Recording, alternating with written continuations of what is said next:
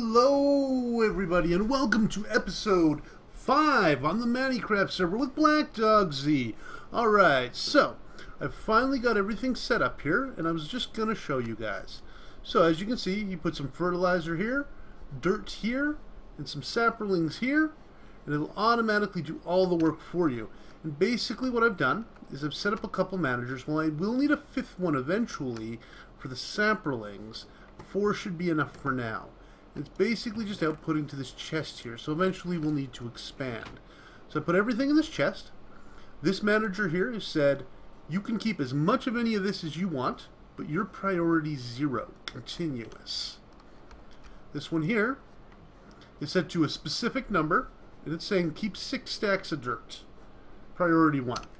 So now if we look in here, if I click on a block here, there will always be 6 stacks of dirt. If there isn't 6 stacks of dirt, this manager should go, hey, I want some dirt. It'll go over here, grab some dirt, as you just saw, and it'll take that dirt and send it down. And that'll refill this, and then the rest of the dirt will go back into here. Okay? The appetite is said, keep 1 stack of fertilizer in here at any time. So, this fertilizer should always stay full. As long as there's fertilizer for this system to use, it will always keep it. So that's another level there. And then the last one here, this one actually says, keep nothing. Priority 0. And so, it's pulling, this system automatically drops it into the buffer, which is kind of nice. And then this system's automatically going, I don't want it, shove it away. So there we go. And the reason I had to put the buffer on this one was because it was actually forcing the items into here and into the manager's queue, which is not what we want. We want the manager to control the queue. We don't want it to be the queue. For over here, that's fine to be the queue because this system's not going to stuff the manager, right? So it's fine the way it is. So this setup works pretty good. The amount of charge we have in the battery seems to be holding steady, so even though it's raining, the managers are having no problem keeping up. We ended up using a redstone energy cell on a tesseract. And the reason for that is because I am planning on having the system basically provide its own energy. And it can do that by burning wood, or we can use a Zycraft autocrafter and a furnace to make coal. So that might be something we do in the future, but for now we're just going to leave it as it is. Later on, I plan on putting the raw apatite in here and sand, saying it can hold as much of that as it wants, and then I'll put a Zycraft auto builder here to make this fertilizer, because I think that'll actually be a much better use of our time.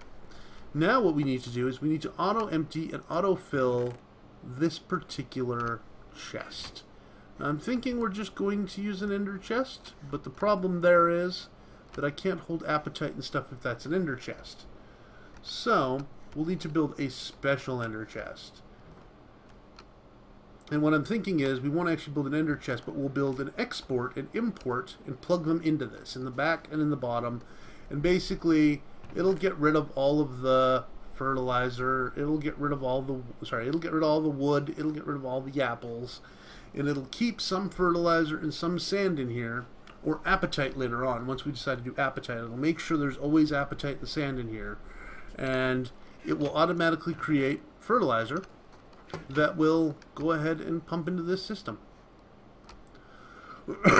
So I think that's probably the way we're going to go. Seems like the best way. Now this tree farm is actually working pretty good. Let me go up there and show you here. Check that out. It's constantly going. We don't even have it running at full power. We've only got it running at about 8 MineCraft joules. And of course they can go higher, so just haven't seen a point. And look at it go. It's producing way more wood than I need.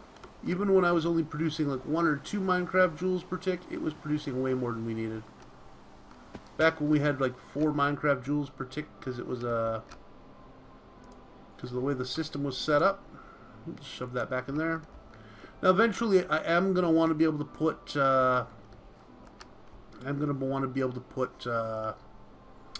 let's take out saplings out of here and just keep 1 stack or 2 stacks of saplings in here. So later on I'll probably put a manager on top and just run this up top, just saying, hey, gimme, gimme.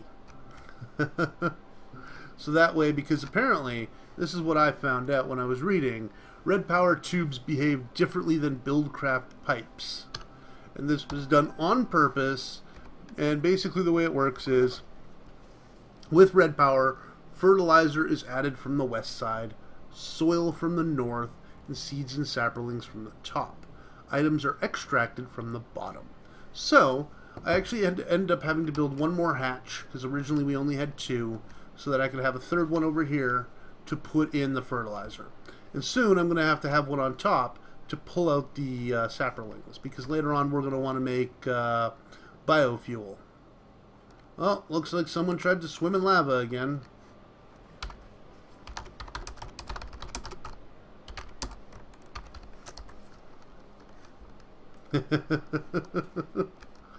So this looks like it's working pretty good. It's a little more wiring than I like to see for Bluetricity. It's probably wasting a little bit of our power, but the battery box is not having a problem keeping full. Oh, he lost a nano suit.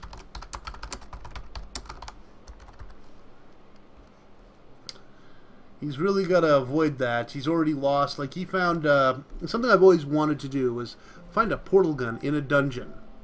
And he found one. And then it went for a swim in lava. Now, you may notice on the top left-hand corner here, we have jetpack engine on, energy level 58%. We do need to fill it up, but I want to show you guys that.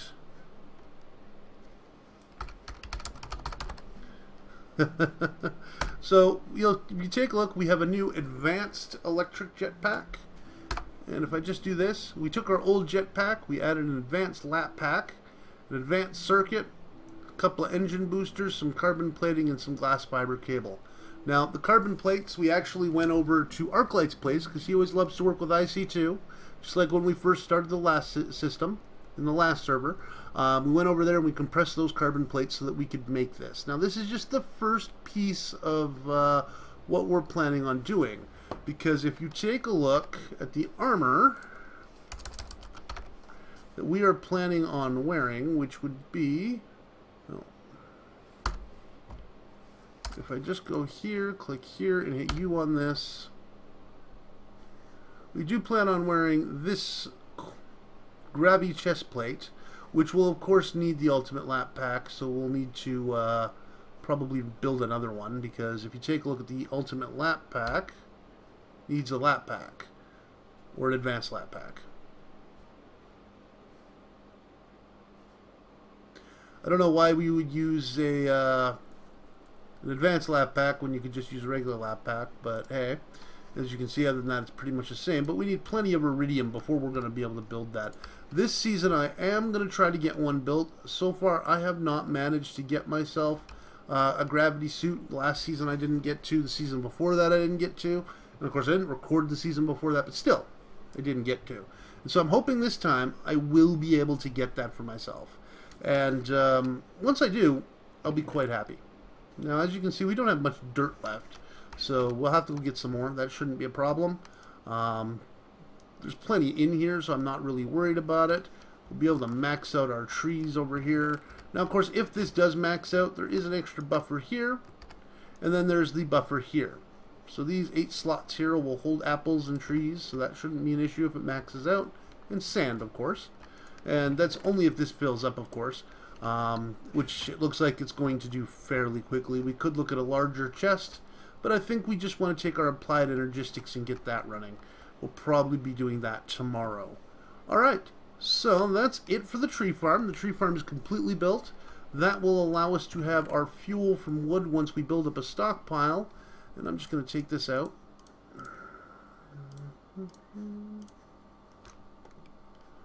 So, take that out as well. And we'll just grab this ender pouch. There we go. So that's automatically going into our system. It's going to go ahead and import it all. And we won't have to worry a thing about it, which is kind of nice. Now, there was something else I wanted to show you here. Now, I completely built this off screen, but I think you guys should know about it now. I've actually had it for about 3 days, trying to get everything working properly on it. It took me some time. So why don't we go over to the mining age me show you guys what I'm talking about. Now it's nighttime in the mining age, and you'll see here we kind of built like just a small little zone here. And you can see that there's this big strip being mined out. If you look up, that's right, I built myself a special tunnel bore. You guys may have seen some YouTube episodes on this before, and this is definitely something I've always wanted to build. So this is something new for me. And hang on, I see. I thought my saw would be in here. Apparently it is not. Alright. So, I'll do that later. So, because there's spots there apparently on the edges. I'll have to put some candles up and some torches. So basically the way this works is we got some turtles, and we got some wiring, some bundled cable, and we got a computer, and we got our engine that we used last season for our tunnel bore. So this is basically like a tunnel bore. The only difference is inside each and every one of these turtles is a mining well. That's right. So they hook up to this, they drill straight down, hit bedrock, the turtles pick them back up, the system moves forward one, and they drill down again. Now this is 8 wide. You'll notice that the tunnel down there is only 4 wide. The reason for that is because we've only been running half the turtles, because this does take quite a bit of power to run, and we don't exactly have the power set up for it at this time. So now each turtle has a different color. Now there's a reason for this. I noticed that in some of the other builds there was a flaw. The system would try to move forward and couldn't. So I built a new system, and basically, let me show you. I started off with Direwolf's code. So actually, we'll use a different turtle because these ones are turned on. These ones over here are not. So if I just go edit turtle, and that's my code for my turtle, you'll see here I started off with Direwolf's code. It says right there, Direwolf 20 miner frame cycle. And I used his functions, basically. I like to have his functions. But you'll notice the end looks a lot different. So first of all, I put it in a loop. And then I basically said local event, look for redstone. If you do, from the top. And if you get that redstone signal, then go ahead and deploy, sleep deploy, clear inventory. And at the end, clear inventory, and then get your miner. If you can't clear your inventory, you can't get your miner. So it'll sit there and keep trying to clear inventory until it can. Once it does, each one has its own signal for the bundled input, and that's actually supposed to be set bundled output. I'll have to fix that. Apparently some of the turtles are not set up right. Let's go ahead and fix that now. It should be set bundled output. Back color, this one's magenta, then it's going to sleep one, and then it's going to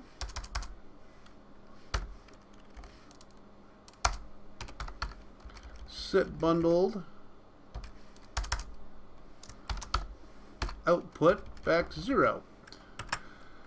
So then I'll go ahead and exit this. Then you can type in turtle and it'll automatically run, not a problem. They are set to do so on startup. Now I have some of them, like I said, I have 4 of them turned off right now, so they're not set to do it on startup. These 4 are, so they are always running, waiting turtle, turtle, turtle, just sitting here waiting. Now we have a computer. This I built completely myself. So this is edit miner. So basically what it does is the first thing it does is it puts a redstone out at the top. And that's basically telling the system, hey, dig. And that tells the turtles to get started, they do their thing.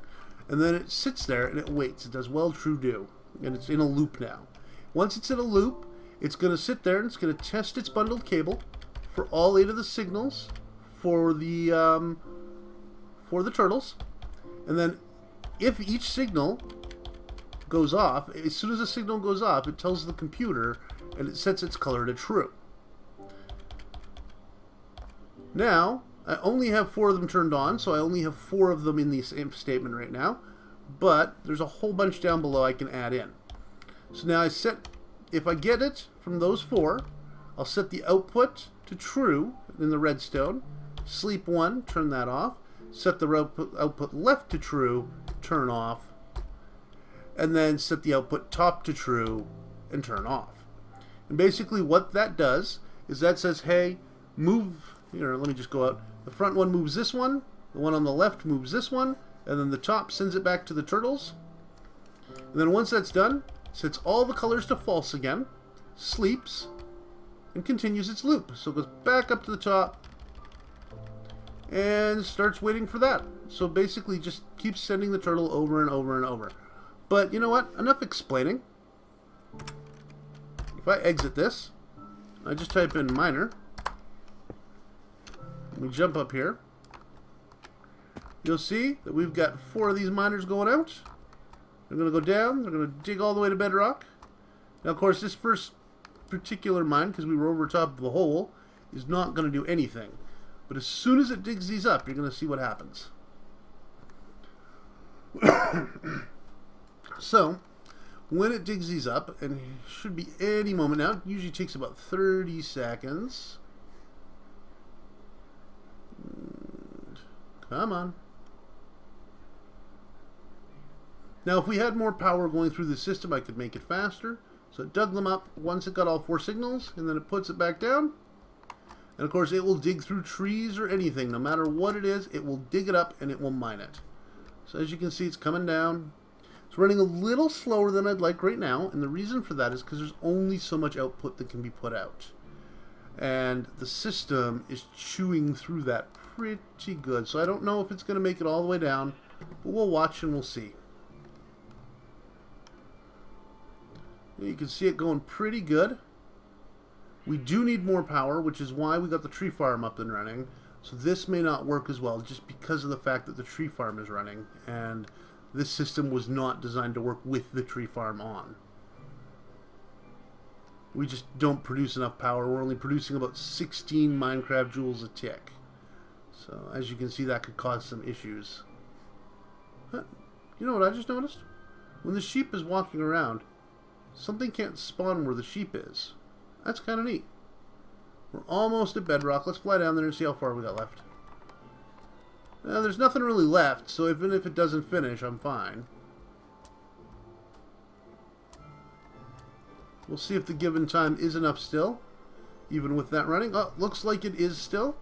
So as you can see, it dug all the way to Bedrock, and we are using the mod Flat Bedrock because that is included in the Ultimate Pack. Oh, they just dug up.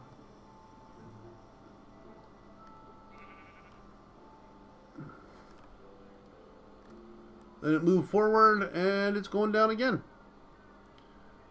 So, now the neat thing about the way I set up this system is that if I go over here, and I end the program, terminated, it's still going to dig. Because I ended the program on the computer, not on the turtles. So now the turtles will finish their mining, and then once they're done, they'll retrieve their guys, and then once that's done, they'll stop digging. I like this setup just because it has the capability of digging through a lot of stuff at once. And once we get all 8 of them up and running, we're going to have so much ore that we don't know what to do with, honestly. Now, as you saw, we have a book that basically takes us right over there.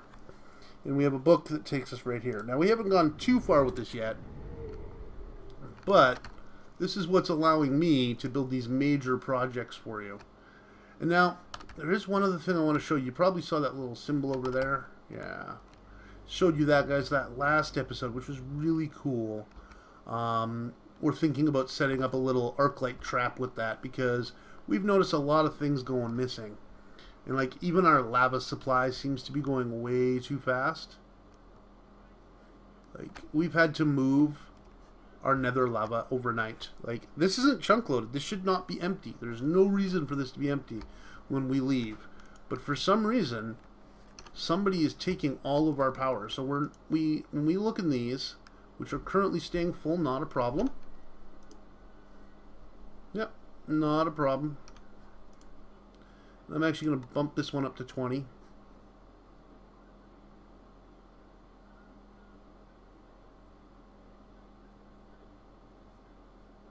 As you can see, it's staying perfectly even, though. Not a problem there. And, yeah, so we found that we were going through way too much power. Like, nothing's running. We turned this system off. We turned our tree farm off. We turned the miner off. And yet, for some reason, we're still going through tons of power. So, we talked to ArcLight. ArcLight's saying he didn't take the power. But, I think he was. Can never trust that ArcLight guy. I don't know if you've seen last season. He played a couple of practical jokes on us, wasn't very much fun, and he was constantly taking stuff from us, and I believe that he is again this time. But you know what? Every superhero needs a nemesis. And I think Arclight is going to become my nemesis. So you'll see here we built some tanks. We've got a lava tank completely full, over 5,000 buckets. We've got an empty tank here. We've got another empty tank right here. And back here, we got creosote. Yeah, 357.5 buckets of creosote. And what that's for is basically we just needed the coke and we needed to put the creosote somewhere. So this is where it ended up. So we got a couple of tanks there we have set up. We finally have a geothermal generator and a couple of MFEs. Now if you don't know how to build those, you can check out my information from last season. Or you can wait, and I think in about 2 or 3 weeks I'll be starting up a single player Let's Play as well that's going to be walking through how to build all this stuff. So, you know, if you've played the mods before, good for you. You'll be able to see some of the more advanced stuff that I do. And you can see things like when I build the miners and things like that I'm building. But this here is going to be the big staple, is teaching people the individual blocks and things like that. We might even break it down into a per block tutorial. If you'd like to see a per block tutorial, please let me know. I can teach you, we can teach you how to build, like as an example, this block right here. And then I can teach you all the uses that you could use this block for. Teach you how to build one of these, blast furnace. Get a couple of levels here.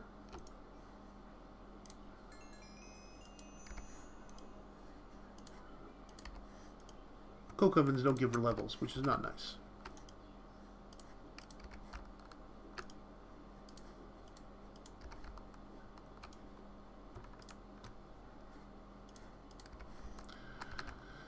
And hopefully I have enough for this side too. Yeah, okay. Need to go get some more steel. Oh, sorry, iron, and put the steel away. So yeah, that's definitely what I plan on doing, is just doing a block tutorial basically. I'm going to take a single block, I'm going to show you some uses for it, maybe do some custom builds with it so you guys can see what's going on. And again, that's going to be a single player. I don't know how I'm planning on doing, if it's going to be survival or maybe a little creative, just so you guys can see first of all how it's built. We'll definitely build them. We'll just cheat in the items if we decide to go creative. And then we're going to build all sorts of fancy things and show you what you can do with those blocks basically. And the basic overall plan, once we get to the more advanced stuff, is basically how to cheat. When you think about it, that's what it's all about, is how to get the best bang for your buck. Like, as an example, plain old ender chest, right? Why is it sitting here? It's got its reason, and one day I'm going to tell you guys what that's for. Right now it's just sitting here, but soon we're going to have a reason for this guy. You'll notice that he's the same color as these guys, but there's nothing in him. And if I put stuff in them, it's not going anywhere. And if we go over here, it's not in this one. The reason for that is because if you take a look, this says Ender Chest Black Dog Z. That's my Ender Chest. If you take a look at these ones, these say Ender Chest Don Ballo. These have been privatized to him. This has been privatized to me. So these are my colors. My colors. So now we no longer have to worry about whose color is whose. If you use a public, that's your own fault. These are private. You put the little diamond, you shift right click that block right there, and that privatizes it. Now one thing that we can't seem to figure out, as an example, Dawn built this safe. I should not be able to open it. I'm not an admin. If you take a look,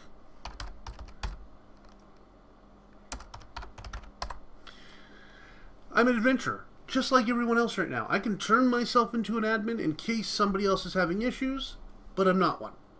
I did not set it up so that I was constantly an admin because I don't want to cheat. And that's the biggest thing there. If we're able to cheat, that's going to cause issues. So I am not an admin currently. I have to turn that ability on, and I can do that through a series of commands. But I really don't want to do that. So why can I open Dawn's chest?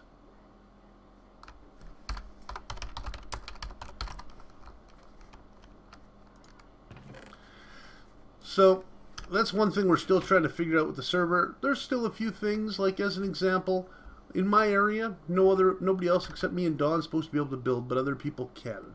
And they're not supposed to be able to affect blocks unless we say they can, and for some reason they can. There appears to be a problem with the Forge Essentials and the fact that it's not blocking people.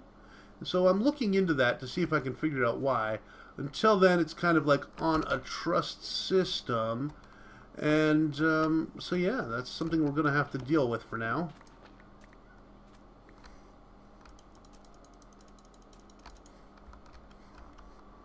I can put this in here.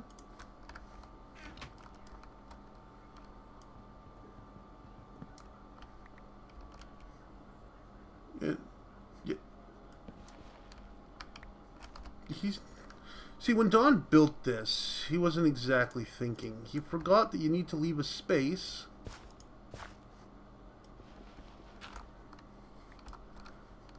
for it to actually go. So we'll go ahead and fix that up for him.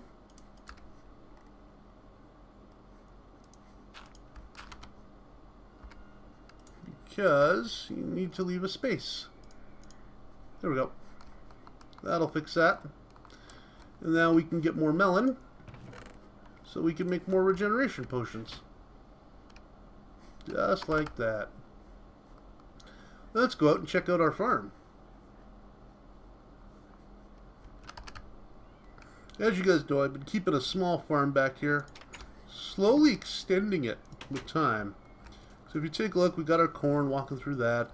We got a row of pumpkins and a row of melons. Look at that.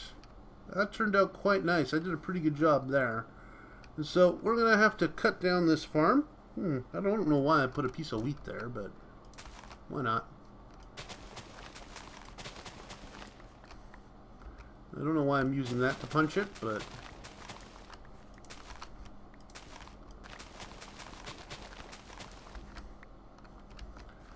So, the one thing I've noticed is that, as you know, I'm from Canada. You may have noticed the accent and when I say about or anything like that.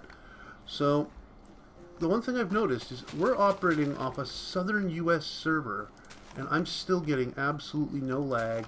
My ping time is less than 20 seconds. It's absolutely amazing. Oh, I didn't mean to break that.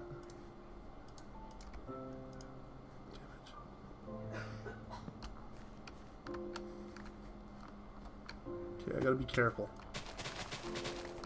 I don't want to break my melons and stuff.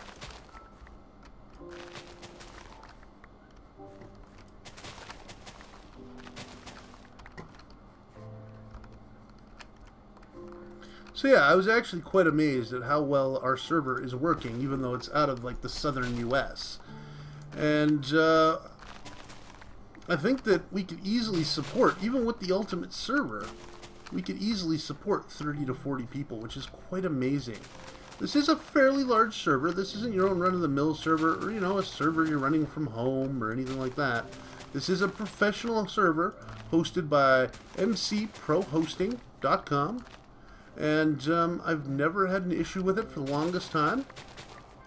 Now, this isn't the same server that we were using with the last one. This is a brand new server, for those of you that remember. I actually bid and won it on the MineCraft Marathon. So I do actually own this for life. So that's why we do actually play on here, and that's also why we can offer such a cheap cost for you to come play with us. Again, that's only $2 for 6 months. Like, that's the price of a coffee over 6 months. You still have to, of course, meet the requirements. I'm hoping in this episode we'll actually have, you know, a direct link to that system for getting you on the server. Just about anybody can have $12 to pay a coffee a month, basically, to play Minecraft with us and help pay for everything. And then, of course, that gets you 6 months access. And after that, of course, you'd have to pay another coffee a month for 6 months. And of course, we do require the payment be upfront, but the upside there is that you don't have to worry about it all the time. Like, if you pay upfront, it's taken care of. You never actually have to worry about it, which I think is probably the best way to go. So we'll be setting up a PayPal for that. Remember, I'll be setting up a system on the wiki, the ManniCraft wiki, ManniCraft.diceserver.ca, and you too can come play Minecraft with me. And Dawn, and Tinth, and Arclight, and well, I'd say you could come play with I can't remember his name all of a sudden. Give me 1 second.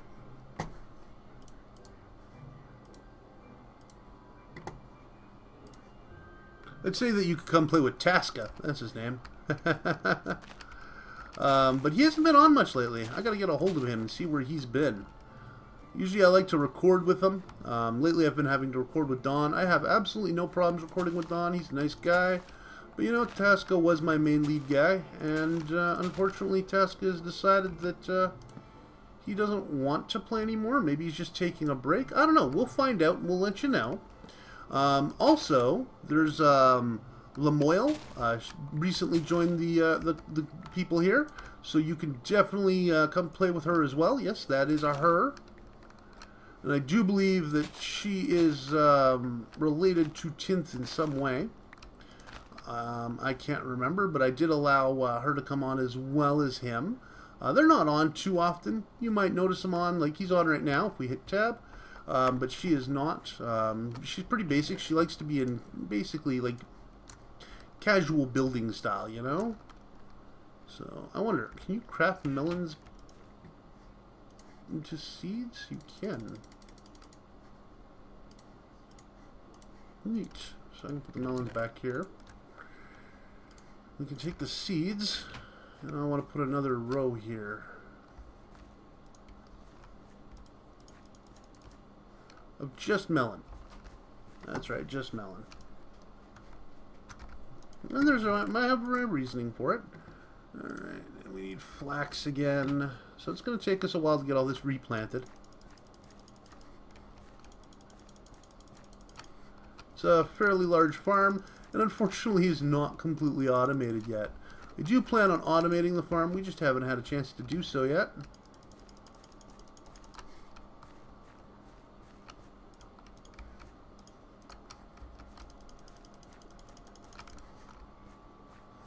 Alright, that should be enough of that.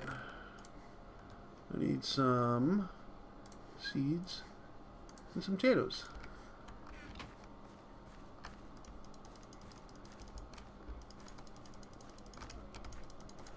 Alright. Now, the one thing I do want you to do is, of course, in the comments on this episode, I want you to tell me what your favorite Minecraft plant is, whether it be basic Minecraft plant or one of the corn or something like that. I want to know because, you know, I'm having a tough time deciding. My favorite is actually the corn right now, but the flax is pretty sweet, like I must admit. Flax is probably one of the best ideas I've seen someone do. An easy way to get seeds, not a problem. Sorry, seeds string. You can take a look. That's a lot of string that we've received from flax, and of course that's after we've actually taken it down a few times already.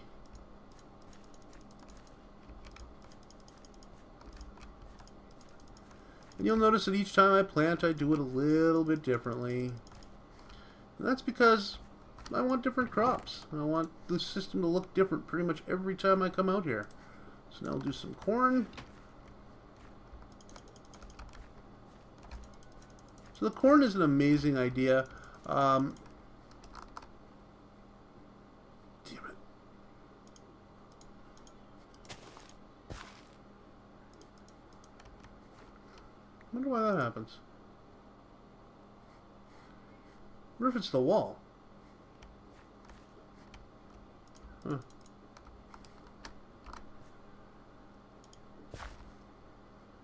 Let me get some lily pads.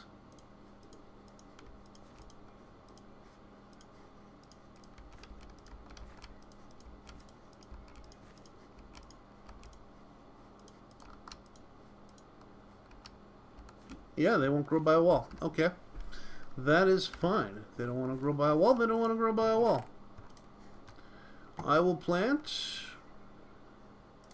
some more taters by the wall.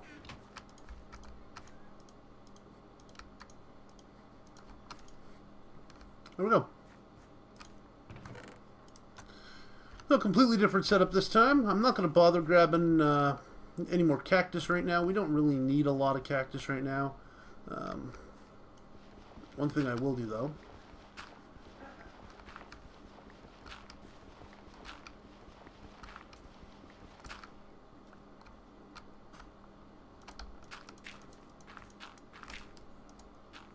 and the reason I did that was because I wanted these to grow onto here. Alright, there we go. New garden is planted. So I'm hoping I'll see some of you guys on with me, come play, and come help fill up the city, because as you can see, the city's pretty barren. Like, there's a couple of houses. There's mine, and there's Arclight's house, there's Tint's house and Tint's wife's, and of course the admin building and the fishing hole in the Nether area. But it's kind of lonely here without having more people. Like, it'd be nice to play with some of the people that are watching. So, also, if you do decide that you're applying for the server, please let me know if you actually do watch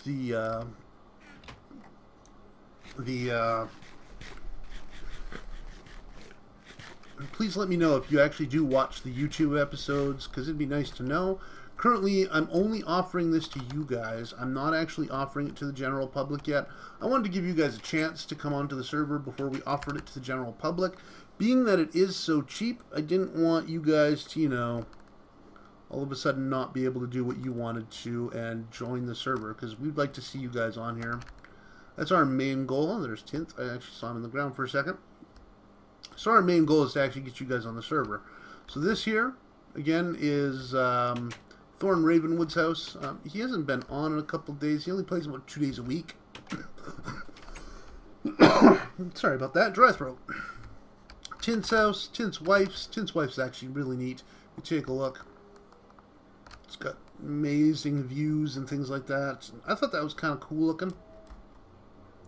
There's arc lights over there, which is becoming more and more filled out as time goes on. Like, you go inside and it just looks absolutely amazing.